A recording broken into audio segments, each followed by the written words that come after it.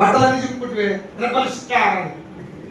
అది యాక్టింగే, నువ్వు యాక్టింగ్ లెక్కనే చూడాలి కానీ నిజంగానే లింగం వచ్చినట్టు బట్టలన్నీ చెప్తావు కదా, ఫేక్ అని తెలిసిన.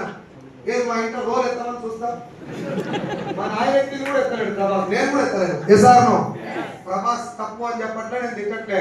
అది యాక్టింగ్ అని తెలిసిన జెన్యున్ అన్నట్టు బట్టలు అయితే చెప్పుకున్నావు. ఇక్కడ ఒరిజినల్ సిస్టమ్ ఒకటి నడుస్తున్నప్పుడు ఏ కాన దోవాన ఏం తెలకుండా ఫేక్ అని ఎట్లా అంటున్నావు? ధమాక్ లేదా నీకు? ప్రభుత్వానికి గైడ్ లైన్స్ ఇచ్చినా లేదో తెలుసుకునేంత టైం కూడా లేదా? ఒకరి మీద ఒకటి తొక్కి సస్తుంటే కూడా పోతున్నందుకు సినిమాలకు నాకు అర్థం కాదు. తొక్కించుకున్నావు బాగానే ఉంది, తొక్కినవాడు కూడా బాగానే. వాళ్ళిద్దరు స్టోరీ టీవీలో వస్తే కళ్ళప్పటికి చూస్తున్నారు. ఏం రోగం నీకు? నాయన తెలుస్తుంటే కూడా బిజీగా ఉన్నా నేను లేపుతున్నాడు రీల్స్. దేవుడా నన్ను తీసుకపో సాంద్రోళ ఎత్తుటి భూమి మీద. అర్థమవుతుందో తల్లి నేను మాట్లాడేది. ఫైనల్ పాయింట్ ఏంటంటే direct selling industry base line ఏం తెలుసా? ఇందాక మీరు ఏం చెప్పారు? ఒక వస్తువు బాగుందా లేదు ఎవరు చెప్పాలి గట్టిగా? డైరెక్ట్ సెల్లింగ్ బిజినెస్ ఏంటంటే 2004లో వెస్టీజ్ కంపెనీ స్టార్ట్ అయింది. 1920లో బిజినెస్ స్టార్ట్ అయింది. మన కంపెనీ స్టార్ట్ అయింది 2004లో. బిజినెస్ ఏంటి అంటే సార్ 30-40 సంవత్సరాల నుంచి మీరు బయట ప్రోడక్ట్ వాడుతున్నారు కదా, ఇప్పుడు నా కంపెనీలో నేనే 450 ప్రొడక్ట్స్ తయారు చేపిస్తున్నా.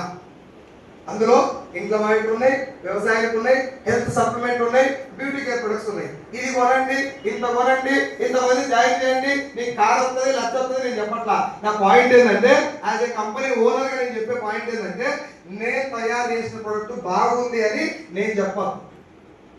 నా కంపెనీ కాబట్టి నేను గుట్కా చేసినా బాగానే ఉందని చెప్తాను. చెప్పాల్సింది ఎవరు? అందుకే నా కంపెనీలో ఒక ఐడి తీసుకోండి ఫ్రీగా. ఎట్లా? ఫ్రీగా ఐడి తీసుకోండి.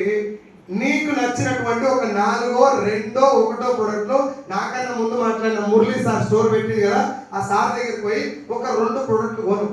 కార్ వస్తుంది, బిల్డింగ్ వస్తుంది, బంగ్లా వస్తుంది, నువ్వు చేసుకొస్తే చేయకూడదు, పక్కన పెట్టుకొస్తుంది.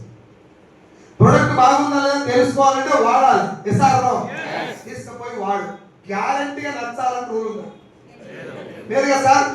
కొత్త కంపెనీ కాదు అనుమానం వస్తారా? అందుకే ఏం చెప్తుందంటే కంపెనీ ఓనరు దాని మీద రాసి ఇచ్చాడు సబ్బు మీద, ఏమని? ఈ డిస్కౌంట్ లో మనోయ డిస్కౌంట్ ఎక్కడ అయ్యా? To be sold only through Vestige distributor. Vestige offers 100% guarantee on it's product quality. If not satisfied it can be returned as per the product return policy of Vestige Marketing Private Limited. ఒంటికి రుద్దుకుంటే సబ్బు అరిగిపోతా అట్లే ఉంటారు. ఒంటికి రుద్దుకుంటే అరిగిపోయేటటువంటి సబ్బు మీద కూడా రుద్దుకున్నాక return తెచ్చేమని రాసిచ్చే ఒకే ఒక్క business భూమి మీద డైరెక్ట్ సెల్లింగ్, అందులో వేస్తుంది. ఇప్పుడు మీరు చెప్పండి, నువ్వు రుద్దుకో ఎంతమంది రిటర్న్ చేయాలని రాసిచ్చిందంటే రిటర్న్ చేస్తారా? నా కంపెనీ అంత క్వాలిటీ ఉంటుందని చెప్పడం. కావల్లో నేను రైస్ షాప్ పెట్టాను. ఇంకో ఈ సార్ వచ్చింది నా షాప్. తమ్ముడు నువ్వు షాప్ ఫస్ట్ టైం పెట్టినావు కదా, నాకు ఈ షాప్ బియ్యం మీద డౌట్ ఉంది, బాగుంటాయా అని. షాప్ బియ్యం బాగుంటాయా అని డౌట్ తోటి అడిగింది. అన్న మీకు ఎన్ని కావాలని అడిగిన. క్వింటాల్ రైస్ కొంటాను. మీకు అనుమానం కాబట్టి క్వింటాల్ వద్దు సార్, ఒక 25 కేజీల బ్యాగ్ తీసుకెళ్ళండి. ఈ రోజు సాయంత్రం ఇంటికి వెళ్ళి ఒక కేజీ రైస్ వండుకోండి. ఎన్ని కేజీ రైస్ వండుకుంటే నా బియ్యం ఎలా ఉందో తెలుసా లేదా? తీసుకపోయి వండుకోండి. బాగా లేకపోతే మిగిలిన 24 కేజీల బ్యాగ్ నాకు తెచ్చేయండి, 25 కేజీల డబ్బులు మీకు ఇస్తా, లేదంటే వేరే బ్యాగ్ ఇస్తా అని చెప్పాను. ఇప్పుడు చెప్పండి, నా దగ్గరనే సార్ వచ్చి మిగతా 75 కేజీలు కొనాలన్నా, సైజు బ్రాండ్ షాపుల బియ్యం బాగానే ఉంటాయని నా ఇంటి పక్కన ఒక 10 మందికి చెప్పాలన్నా, నా షాప్ ఇంకో 4 రోజులు నడవాలన్నా, నా షాప్ ఇంకొక 4 షాపులుగా విస్తరించాలన్నా, నా పూర్తి భవిష్యత్తు మొత్తం దేని మీద ఆధారపడింది? ఇప్పుడు బియ్యం యొక్క. నేను ఎన్ని కథలు పడ్డా, ఎన్ని మార్కెటింగ్ చేసినా ఎవరికి నచ్చదు. అది తిన్నోనికి అన్నం నచ్చితే మళ్ళీ వచ్చి కొనుక్కోపోతాడు. ఎస్ఆర్నో? నేను ఆడ తీసుకుపోయి ఇక్కడ బైపాస్ రోడ్ కాదు నా షాప్ పెట్టినా బియ్యం బాగుంటే ఆడికి వచ్చి కొనుక్కోపోతాడు. షాప్ పేరు పెట్టుకున్న పర్లేదు. ఎస్ఆర్నో? క్వాలిటీకి ఉన్నటువంటి పవర్ ఏంటంటే నోటి మాట ద్వారా మార్కెటింగ్ జరుగుతుంది. అవునా కదా? ఎస్ఆర్నో? అది ఒరిజినల్ మార్కెటింగ్. ఒక సినిమా చూసినోడు ఇంకొకరికి చెప్తే హిట్ అయితే తప్ప బాగా ఆడియో ఫంక్షన్ చేస్తే హిట్ కాదు. ఐడియా ఉందా? సినిమా మనోహరుడు అని విక్రమ్ ఒక సినిమా చేసిండు. కొన్ని కోట్లు పెట్టి తీసారు. ఫ్లాప్ అయినా హిట్ అయినా అట్టర్ ఫ్లాప్. ఎన్ని ఆడియో ఫంక్షన్ చేసి ఎంత ప్రమోట్ చేసిరో దాన్ని. ఈ సినిమా భారతదేశ చరిత్రలో నిలిచిపోతుందని చెప్పారు. ఏం నిలిచిపోలే, పుచ్చిపోయింది మొత్తం. బలగం సినిమాకి ఎన్ని కోట్లు పెట్టారు? 1 కోటి రూపాయలు. ఎంత ప్రమోట్ చేసేది దాన్ని? ఎట్లా చేసి తెలుసా ప్రమోట్? నేను హోమ్ మీటింగ్కి పోయినా, నా ఫ్రెండ్ ఒకరిని థియేటర్ కాడ దించిపోయినా, వాడి సినిమా పిచ్చి బాగా చూస్తారని చెప్పి దించి నేను హోమ్ మీటింగ్ పోయినా. వచ్చేసరికి సినిమా అయిపోయిందని చెప్పి థియేటర్ బయట నిలబడ్డాడు. ఎక్కించుకోదామని బండి వేసుకొని పోతే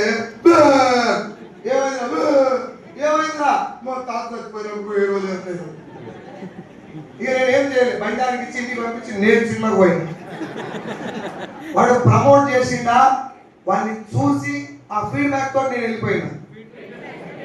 అది ఒరిజినల్ విషయానికి ఉన్నటువంటి పవర్. అది నువ్వు ఇడ్లీ తింటున్నావు, నేను వచ్చి అన్న ఇడ్లీ ఎట్టుందని అడిగా, ఇట్లా అన్నావు కథం సూపర్ ఉంది, ఎక్సలెంట్ ఉంది, కేక్ ఉంది, తిని సామాన్ ఏం చెప్పాల్సిన అవసరం. ఇట్లా అంటే నేను కూడా ఎగబడి తింటా. నిజాల్లో క్వాలిటీ ప్రొడక్ట్ ఎప్పుడు కూడా నోటి మాట ద్వారా మాత్రమే జనాల్లోకి వెళ్ళాలి. అదే ఒరిజినల్. ఎస్ఆర్లో ఆ బిజినెస్ మోడల్ పేరే డైరెక్ట్ సెల్లింగ్. అర్థమైందా? డైరెక్ట్ సెల్లింగ్ అంటే ఒక నిమిషం, కార్లు బిల్డింగ్లు బంగాళాలు ఇచ్చేది కాదు, నీ కుటుంబానికి కంచుకోటలాగా ఆరోగ్యాన్ని నిర్మించేది డైరెక్ట్ సెల్లింగ్. కంపెనీ ఓనరు ఒళ్ళు దగ్గర పెట్టుకొని ప్రొడక్ట్ తయారు చేయాలి, వేరే దారి లేదు. ఎందుకు లేదంటే మొన్న మ్యాగీ తినమన్నారు, నిన్న తినొద్దు సస్తా అన్నారు, ఇవాళ ఏం కాదు తిని సాగురు అంటారు. తింటున్నా లేదా? ఇప్పుడు నేను వెస్టీజ్ ప్రొడక్ట్ బాగోలేదు ఏం చెప్పిన, నా మాట మీద మీరు పోయి వాడిరు, ఎల్లుండో ఎల్లుండో కంపెనీ బంద్ అయింది అనుకున్నాం, మీకు ప్రొడక్ట్ మీద కేసు పడ్డది, ప్రొడక్ట్ బాగాలేదని వచ్చింది, మళ్ళీ వచ్చి నేను న్యూ వెస్టీజ్ అని అనుకో, డోర్ పెట్టుకుంటాను. అది ఇక్కడ రియాక్షన్. కాబట్టి ప్రొడక్ట్ లో క్వాలిటీ లేకపోతే, వాడిలోని కల్లా ప్రొడక్ట్ నచ్చకపోతే ఈ బిజినెస్ కు భవిష్యత్తు. మ్యాగీ బంద్ అయినా న్యూ మ్యాగీ అంటే నడిచింది, ఇక్కడ న్యూ వెస్టీజ్ అంటే కొడతారు. ఎస్ఆర్లో. కాబట్టి ఇక్కడ పెట్టుబడి ఏంటిది? క్వాలిటీ. క్వాలిటీ. ఇప్పుడు మన కంపెనీ ఓనర్కి భయం బాధ్యత ఉందా లేదా? సంతూర్ సోప్ కంపెనీ ఓనర్కి, విమల్ గుట్కా ఓనర్కి, మ్యాగీ నూడిల్స్ వారికి అది తేడా. అది తేడా. మన టిఫిన్ సెంటర్ అయినా నీకు అడ్వర్టైజ్మెంట్ ఇయ్యడు, తమ్ముడు ఇడ్లీ బాగుందా అన్న కొంచెం చట్నీ అడ్వర్టైజ్ అంటే నెక్స్ట్ డేనే చేంజ్ చేస్తాడు చట్నీ చేయడానికి. ఎందుకు?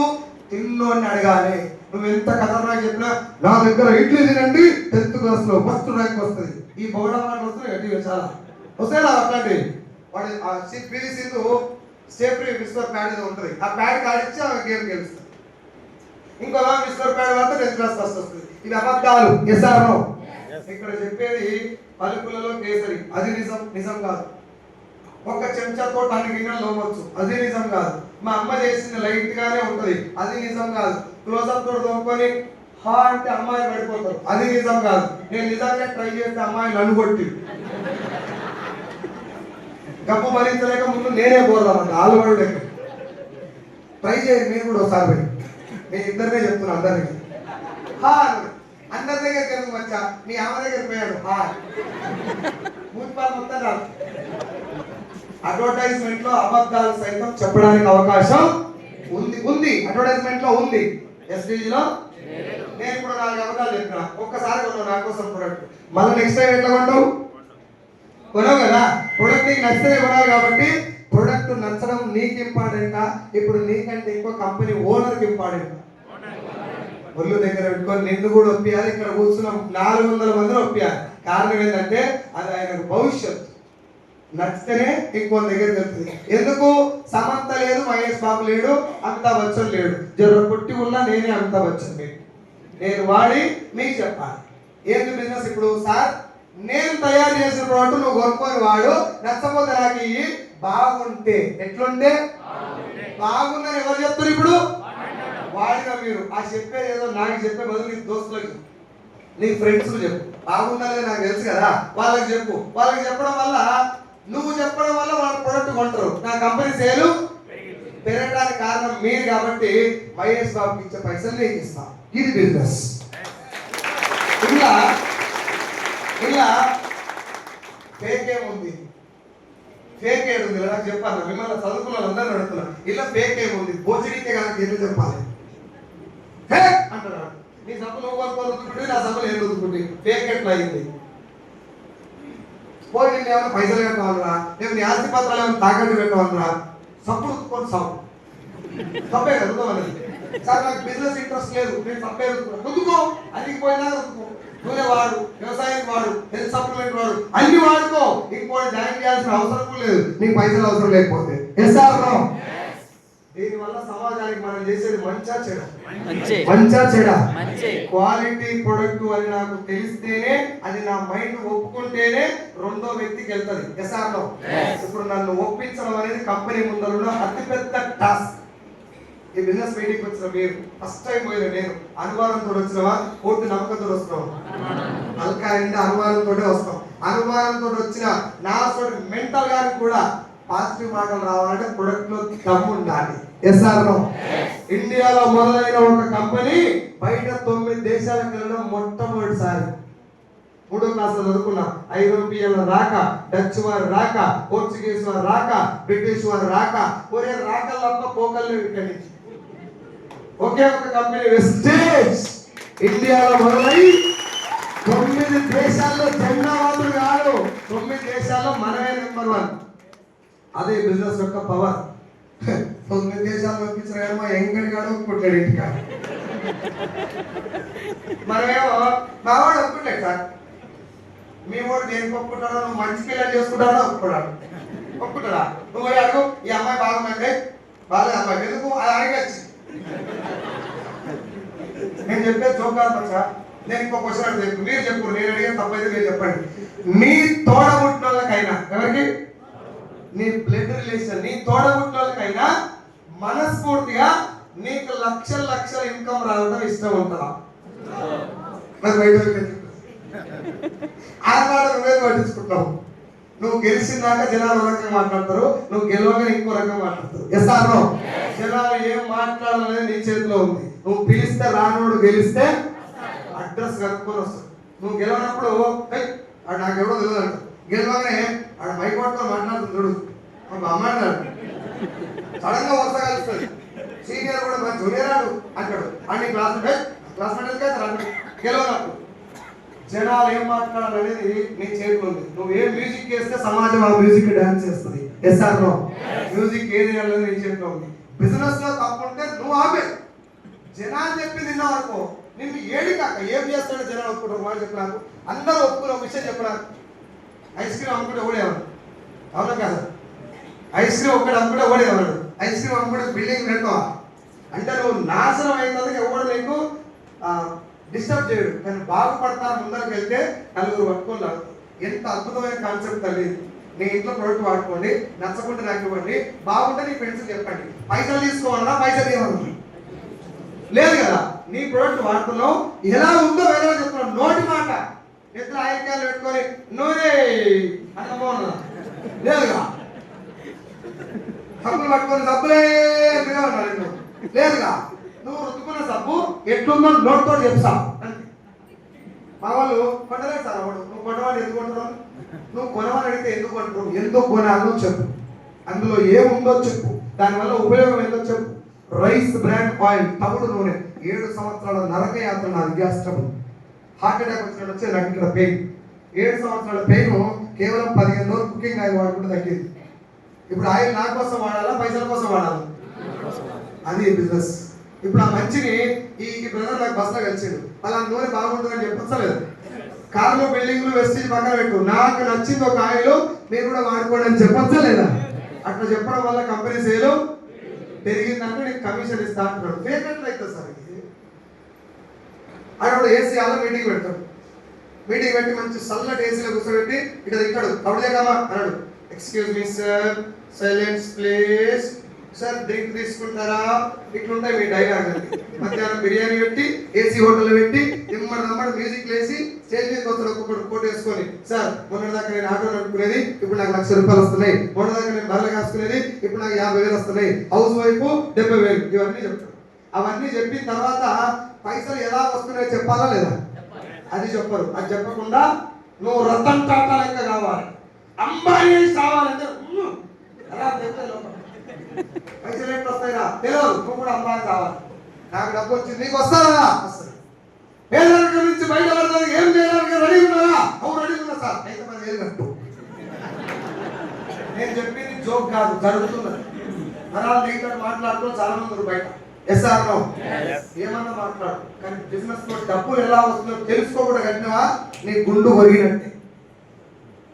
ఆ ఊపులో 10,000 కట్టరా కట్ట సార్?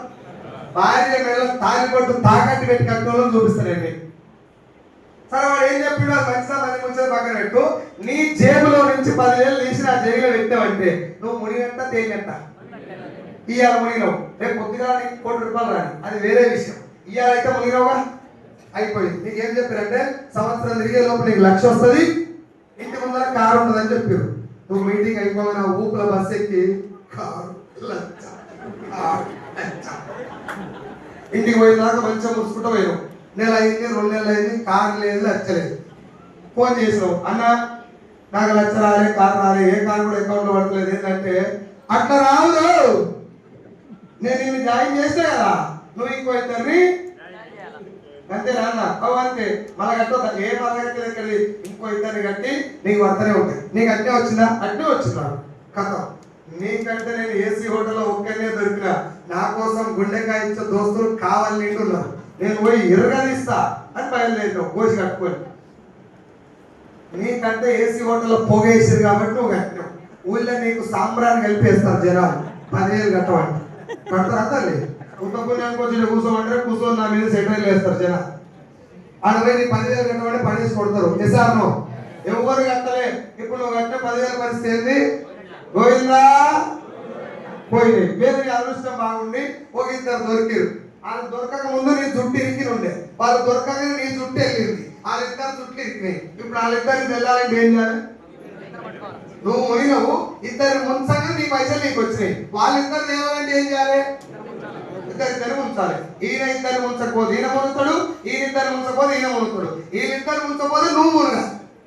మునుగుడు అయితే దీని పేరు మనీ సర్క్యులేషన్ స్కీమ్ అంటారు. నేను తెలుగు వాళ్ళకి ఇట్లా చెప్తే అర్థమైందని నేను చెప్పిన. పైసలు కడితే మోసం, వాడు ఎంత ఖతర్నాక్ స్టోరీ అని చెప్పాను. డబ్బు తీసుకుంటున్నట్టే it is against the Indian government law. Money circulation scheme అంటారు. పైసలు కడితే మోసం. వాడు ఏమని వనపర్తి నాగరికర్ణం జిల్లాలో 100 కడితే 300 వస్తాయని చెప్పారు. మన మూట మన బిజినెస్ ఉన్నాయని పోయి కట్టిన 100 కట్టగానే 300 పడ్డాయి. కుద్దుకుంటా 1000 రూపాయలు కట్టిండు, 3000 పడ్డాయి. ఈసారి ఇంకా కుద్దుకుంటా 10,000 కట్టిండు, 30,000 పడ్డాయి. ఇంకా లేట్ చేంజెస్ లేదని చెప్పి 1,00,000 కట్టిండు. పీక్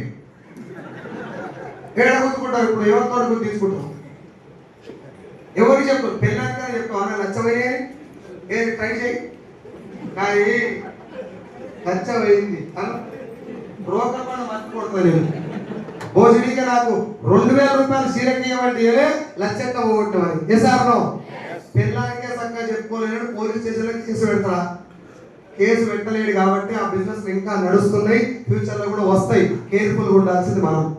3 పైసలు ఎట్లయితే సార్ నాకు అర్థం కాదు. మన తాత చుట్టాం ఏమన్నట్లా 3 ఇస్తాను. Direct selling is the business. Product sale జరగడం వల్ల నీకు డబ్బు వస్తుంది. పైసలు కడితే పైసలు వస్తున్నాయి అంటే అది scheme. It is not the scheme. Direct selling is the business. ఇది మొదటి రకం మోసం. ఏది? పైసలు కట్టించేది. రెండోది ఇంకోటి, అలా మునిగోళ్ళు చాలా మంది ఉంటారు నాకు తెలిసి. అదేంటంటే 13,000 కట్టాలి, నీకు 2 చీరలు, 1 సూటు, 2 బూట్లు ఇస్తారు. 13,000 కట్టాలి, ఆ 3 ఇస్తారు. సార్ నాకు చీర అవసరం లేదు, నాకు పెళ్లి కావాలంటే కట్టుకో, నాకు సంబంధం లేదు. కానీ ఇదే కూడా వేరే ఎవరైనా ఏం లేదు. 13,000 కట్టాలి, ఈ 3 కొనాలి. ఏం చేసుకోవాలి? సాగు వేసుకొని చీరతో నాకు సంబంధం లేదు. ఇది రాంగా రైటా? ఏది అవసరం లేనటువంటి అంటగట్టు రాంగా కాదా? ఇప్పుడు ఈ సార్కి వ్యవసాయం లేదు, ఎగ్జాంపుల్ చెప్తున్నా, వ్యవసాయం లేదు అన్న, పత్తి విత్తనాలు కొనుక్కోవా అని అడిగింది. నాకు భూమి లేదన్న. ఏం కాదు కొనుక్కోవాలి. లేదు తమ్మి నాకు భూమి లేదు. ఏం కొనుక్కోవాలన్నా మనం నేను పోతే దొరక పిచ్చి లేదు అదన పోషడికే అర్థమైతే లేదు. భూమి లేదంటే భూమి లేదంటే ఇత్తనాలు కొనమంటే ఏడ పెట్టుకోవాలా ఇత్తనాలు అని అడుగుతాడు. ఎస్ఆర్నో? ఇది రాంగ్ అయినప్పుడు అవసరం లేని కాడే ఇదే కొనుక్కోవాలడం కూడా రాంగ్. ఎస్ఆర్నో? దాని వెనకాల ఉన్నటువంటి స్కీమ్ ఏంటంటే నీ జైలుకి వెళ్ళి 10,000 వసూలు చేయాలి. డైరెక్ట్ గా వసూలు చేస్తే గవర్నమెంట్ అంతది కాబట్టి తిట్టకుంటుంటందుకు పేరు పెట్టకుండా ప్రోడక్ట్లు పెట్టారు 3. ఏంటివి? చీరే, సూటు, బూట్. బర్లగాస్తోడు కూడా సూట్ కొనుక్కోవాలి. అవసరం ఉందా? దీన్ని చైన్ సిస్టమ్ అంటారు. నెంబర్ 1 పైసలు కడితే మనీ సర్క్యులేషన్ స్కీమ్. నెంబర్ 2 అవసరం లేని ప్రోడక్ట్ బలవంతంగా గంట కడితే చైన్ సిస్టమ్. ఈ రెండింటిని గవర్నమెంట్ ఆఫ్ ఇండియా 2013లో బ్యాన్ చేసింది. ఇప్పుడు మీరు చెప్పండి నాకు, పైసలు కడితే మోసమే కాదు? అవసరం లేని కూడా అంటగడితే అందుకే ఆ రెండింటికి స్టోర్లు ఆఫీసులు ఏం గడబడి ఢిల్లీలో ఉన్నది, అమెరికాలో ఉంది మా స్టోర్ అని చెప్తారు. అక్కడి నుంచి ఇక్కడి నుంచి పైసలు వేసుకుంటారు. ఏసీ ఎత్తేసినాక నీ ఇంటి పక్కన కూడా తెలియదు. నిన్ను జాయిన్ చేసిన కూడా చెప్పలేండి అది ఎత్తేసిన కంపెనీ. అంత ఘోరంగా జరుగుతున్నాయి స్కామ్స్. సార్ 10,000 కట్టిన మోసమా, రూపాయి కట్టిన మోసమే? ₹1 కట్టినోడు కట్టిన ఫీలింగ్ అవుతుంది ఏమన్నా? అదే ₹1 కోటి మంది కట్టింది, 10 కోట్ల మంది కడితే 10 కోట్ల రూపాయలు మీరు అందరూ నాకు కట్టిరు, తెల్లారు నేను కంపెనీ ఎత్తేస్తాను, నాకు లాభాలు ఇస్తాను. ఎంత? 10 కోట్లు నాకు లాభం. ఈయనకు నష్టం ఎంత? రూపాయి కట్టినందుకు ఎంత నష్టం? ఎందుకుంటాడు అంటున్నా రూపాయి మీద కేసు పెడతారా? కేసు రాసేటటువంటి పేపర్ కాస్ట్ కూడా ₹2. ఈయన నా రూపాయి కదా అని చెప్పి లైట్ తీసుకుంటాడు. అట్లా ఎంతమంది లైట్ తీసుకున్నారు? 10 కోట్ల మందిని ముంచిన ఒక్కడు కూడా నా మీద కేసు పెట్టాడు. మళ్ళీ 4 రోజులకు వచ్చి అన్న మనం రూపాయి కట్టినావు కదా, నువ్వు ₹1 ఇచ్చినావు కదా, ఆ రూపాయితో నా నసీబే మారిపోయిందమ్మా, ఇంకొక రూపాయి ఇవ్వాలన్నా మళ్ళా ఇస్తాడు. ఇస్రాయిల్ ఇది స్కీమ్ లెక్క మొదలవుతుంది. జనాలకు ఏమనిపిస్తుంటే 10,000 కదా కట్టింది, పోయింది, ఒక్కరోజు బాగా కూర్చున్నాం అనుకుంటా, ఈ కేసు కోర్టులు ఎవరు తింటారని లైట్ తీసుకుంటాం. ఎస్ఆర్నో. అందుకే వాళ్ళ చలమని ఇంకా ఎంత కొనసాగుతుందంటే దొరికిన కాడి దోసుకొని అవతల పడతారు. ఎవరు కేసులు పెట్టరు కాబట్టి అది బయటికి రాదు. కాబట్టి బీ వెరీ కేర్ఫుల్. డబ్బు కడితే మోసం, అవసరం లేనితోటి అంట కడితే మోసం. మోటివేషన్ లోనై ఆగం కాకండి. మోటివేషన్ ఉండాలి, మోటివేషన్ జరగాలి, మనకు ధైర్యం చెప్పాలి కరెక్టే, కానీ రైట్ వేలో జరగాలి. ఎట్లా పైసలు వస్తున్నాయో తెలుసుకోవాలి. ఇప్పుడు వెస్టీలో జాయిన్ అవ్వమని అడిగారు, ఎంత కట్టమన్నారు? ఫ్రీగా జాయిన్ అయ్యారు. ప్రొడక్ట్ కొనమన్నారు, నీకు నచ్చింది కొనమన్నారా, మాకు నచ్చింది అంట కడుతున్నారు. ఒక్క సబ్బు కొనుక్కున్నా కూడా నేను అడుగుకోలేదు, ఒక్క ఆయిల్ క్యాన్ కూడా కొనుక్కోవచ్చు. టెస్ట్ చేస్తాను అది కూడా వాడి నచ్చితే బిజినెస్ చేయొచ్చు. ఇంత కొనమని ఇదే కొనమని కండిషన్. ఈ బిజినెస్ లో జాయిన్ అయ్యాకనే సబ్బు వాడుతురా, అంతకుముందు కూడా వాడుతురా. ఈ బిజినెస్ కోసమే కొత్తగా పెట్టుబడి పెట్టాల్సిన అవసరం ఏమీ లేదు. సో వాడుతురు. నీకు నచ్చితేనే కొనసాగించమన్నారా, నచ్చకుండా తీసుకోమంటారు. నచ్చితేనే. సో ప్రొడక్ట్ కొన్నారు, నష్టం ఏమైనా వచ్చిందా? వాడిను నచ్చలేదు, రిటర్న్ చేసారు, లాస్ ఏమైనా వచ్చిందా? నేను చాలా బాగుంది, ఎవరు చెప్పలేదు. సిగ్గాయి పాడేస్తుంది చెప్పదామంటే, ఎవరు చెప్పలేదు. ప్రొడక్ట్ వాడుకొని సైలెంట్ గురు, లాస్ ఏమైనా వస్తుందా? లేదు. ప్రొడక్ట్ చాలా బాగుంది, 100 మంది ఫ్రెండ్స్ చెప్పారు, ఒక్కరు కూడా జాయిన్ అవ్వలేదు, లాస్ ఏమైనా వస్తుందా? ఫ్యూచర్ లో లాస్ వచ్చే ఛాన్స్ ఏమైనా ఉందా? 10,000 గంటల కాడ ఇంకోటి జాయిన్ చేయకపోతే ఏమైతుంది? కాబట్టి ఆ డిఫరెన్స్ ఒకసారి గమనించండి. జనాలు ఏం చూస్తున్నారంటే నేను అట్లా జాయిన్ అయినా, 4 జాయిన్ చేసినా, మునిగినా, ఇళ్ళ కూడా జాయిన్ అవ్వమంటారు, ఇంకోటి జాయిన్ చేయమంటారు, ఇళ్ళ కూడా మునుగుతా. ఇలా మునిగే ఛాన్స్ ఏడుంది మచ్చా? గవర్నమెంట్ పుస్తకాలు రిలీజ్ చేసింది దీని మీద. MBAలో నెట్వర్క్ మార్కెటింగ్ మీద సిలబస్ ఉంది. సిలబస్ పిల్లలు చదువుకునే పాఠాల్లో డైరెక్ట్ సెల్లింగ్ గురించి నేర్పిస్తున్నారు. ఇవన్నీ మనకు తెలుసుకుంటే కదా బయటకు వచ్చేది. మనం టైం వేస్తే వాళ్ళు చేస్తుంది రాజకీయాల మీద, సినిమాల మీద. లైఫ్ మారాలని ఎట్లా మారుతుంది? ఒక అద్భుతమైన నేను దీంట్లో చేసినటువంటి పెద్ద పని తెలుసా? ఈ బిజినెస్ అర్థం చేసుకోండి. ఎందుకు ఒకవైపు జనాలు చట్టాలు, గవర్నమెంట్ ప్రభుత్వాలు చట్టాలు చేశారు, ఒకవైపు పుస్తకాలు రాశారు, ఒకవైపు దీని గురించి అద్భుతమైనటువంటి మంచి మంచి ప్రొఫెషనల్ IAS ఆఫీసర్లు బిజినెస్ మేకప్ చేశారు, ఒకవైపు జనాలు ఎందుకు దీని చూసి భయపడతారు? దీని మీద ఎక్కువ వర్క్ చేశారు. నా దోస్తు గారు ఇంటికాడ బర్ర కాసుకుంటున్నాడు కూడా నేను చెప్పించలేడు. వాడు పేదవాళ్ళగా నా దగ్గర ఎక్కువ వస్తున్నాయంటే డబ్బులు అవసరం లేక కాదు, ఇదేందో అర్థం కాక. ఇప్పుడు నేను ఏం చేయాలి? జాయిన్ చేయాలా, అర్థం చేయాలి? ఇప్పుడు మీరు చెప్పండి, అర్థమైందా? ముంచేదేది మంచిదేది అర్థమైందా? డైరెక్ట్ సెల్లింగ్ లో మోసపోయే ఛాన్స్ ఉందా? ఎవడన్నా నీ దగ్గరకు వచ్చి నేను వెస్టీలో మోసపోయినట్టు ఒకవైపు 4 గంటలు అనిపిస్తుంది. మోసపోయే ఛాన్సే ఉంది. వీళ్ళు ఏం చేస్తుంటారు నాకు తెలిసి మోసపోయిన వాళ్ళు అంటే, ఓ 1,00,000 పెట్టి సామాన్ పడరు. 1,00,000 పెట్టి ఎవడు కొనవాలి? నేను అసలు 1,00,000 కొనమని ఎవడు చెప్పింది? నీకు నీ ఇంట్లో నువ్వు రుద్దుకునే ₹1,00,000 సామాన్ రుద్దుకున్నావా? సబ్బులు నీకు ఉరుకులాడి జనాలందరూ చెప్పే ఓపిక లేక నేనే 1,00,000 పెట్టి కొంటా, దాని మీద 20,000 వస్తాయని చెప్పి నువ్వు ఊరికి రాంగ్ రూట్ లో వెళ్ళి ₹1,00,000 పెట్టుబడి పెట్టి అది ఎవరు గొరక లాస్ అయితే అది కంపెనీ మీద పెడతారు. నేను లాస్ అయితే వీడేం చెప్తారు? నీ సబ్బు కొనుక్కో, నీ సబ్బు కొనుక్కొని రుద్దుకో, అది అడిగిపోయిందాక రుద్దు, నీకు బాగుంటే ఇంకొంచెం రుద్దుపేట నువ్వు రుద్దుకోమని చెప్తాను. అదే బిజినెస్ సార్. ఎంత మందికి నువ్వు ఆ సబ్బు షేర్ చేస్తే, ఎంత మందికి మన ప్రొడక్ట్ షేర్ చేస్తే అన్ని డబ్బులు. నీ చెయ్యికి 1% లాస్ వచ్చే ఛాన్సే లేదు తల్లి. ఎట్లా లాస్ అవుతుందో నాకు ఇప్పటిదాకా అర్థం కావట్లేదు. దుట్టంతా ఎక్కువ ఈ కాన్సెప్ట్ తెలియట్లేదు. నేను మునిగినా నువ్వు ఇంకోసారి మునిగా అంటే నేనే మునుగుతా కొడకాలి. ఇంత అద్భుతమైనటువంటి ఆపర్చునిటీని పట్టుకొని మోసం అంటే కోపం వస్తారా? నేను ఎవరి దగ్గరికి పోయినా అందరూ ఒకటే క్వశ్చన్ అడిగేది, ఫేక్ అనగానే అన్న నువ్వు చెప్పింది 100% కరెక్ట్. ఎట్లా ఫేకో చెప్పు. తెలియదు నాకు తంతా ఇంకోసారి అంటే తెలియదు ఫేక్ అనదు. ఒక అమ్మాయి పెళ్లి సంబంధం వచ్చిన అమ్మాయి మీ ఇంటి పక్కన ఉన్న అమ్మాయి సంబంధం వచ్చి చూసిపోయింది.